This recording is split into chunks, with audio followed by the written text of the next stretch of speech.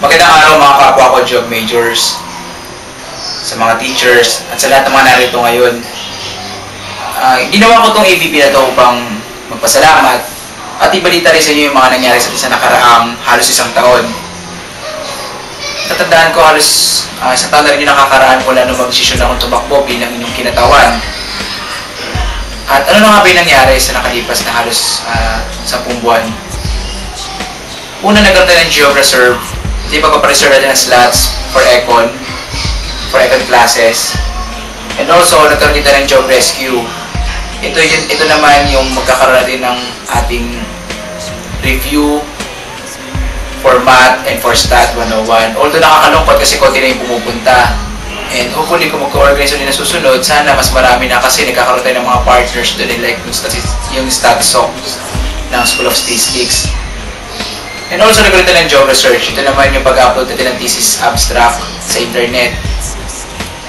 At makikita nyo sa www.updgeography@wordpress.com. Salamat sa lahat ng tumulong.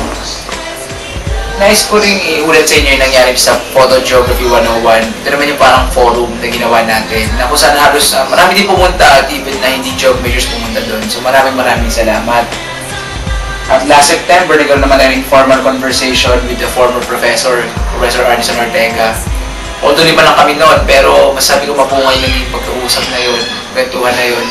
Marami kami natutunan, especially sa field ng geography. At syempre bago ko malimutan, nagkaroon din tayo ng orientation for freshie na pinamaganda natin yung Ready, Set, Geog. Itong Geography World Cup kasi every taon naman natin talagang ginagawa. Thankful ako kasi nag-perform din yung Contra Gapi. And also, di ba nagkaroon din tayo ng Geog shirt? Halos 120 na tao yung kumuha nun, so very thankful din ako. And last, this semester, during the second semester, sinimulan natin siya with a fund run para makakolekta tayo ng perang magagamit for kapalakasan. Nakakatuwa kasi halos malaki din yung nag-ipon natin, almost 2,000, na nagamit sa pagpapagawa ng tarp at mga merienda ng mga players. Although medyo nakakalungkot kasi sa kapalakasan hindi tayo nag-overall champion. Although nantinisa din yung pagiging champion sa volleyball, sa chess. Pero tutunan ko doon hindi naman lahat panalo lamang. Ang saya nung pagkakataon na sumasakay kami ng jeep, kami sa lugar, and bonding yun. Salamat sa halos 60 na majors na nag-participate dun sa kapalakasan at kahit sa mga hindi nag-participate at sumuporta lamang. Laking bagay na yun. At yung Lantern Parade, nabulat ng Auditorium Committee na gumawa para sa Lantern. At syempre, hindi naman yung limutan yung Geography Week. Salamat sa lahat ng tumulong.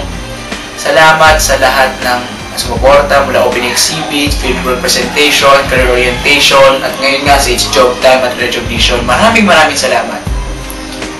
At sa pagkakataon ito, nais ko pasalamatan lahat ng mga taong tumulong, sumuporta, nagtiwala. Unang-una lahat ng mga nagluklok sa akin, sa inyong lahat, maraming salamat.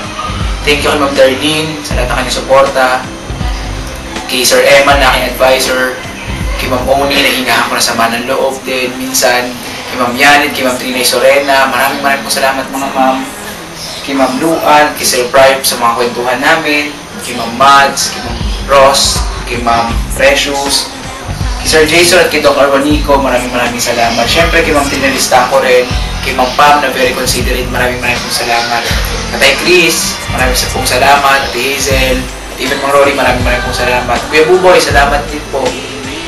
Salamat din sa iba't ibang organization, ang GSAP at JPGS, kay Ilak at kay Ron, na very supportive, pati po papautang ginagawa, maraming salamat. Nais ko rin pasalamatan yung core group. Ang dami nyo, so hindi ko kayo isa-isahin. So maraming salamat sa lahat ng tumulong, nag-volunteer ng oras, ng time.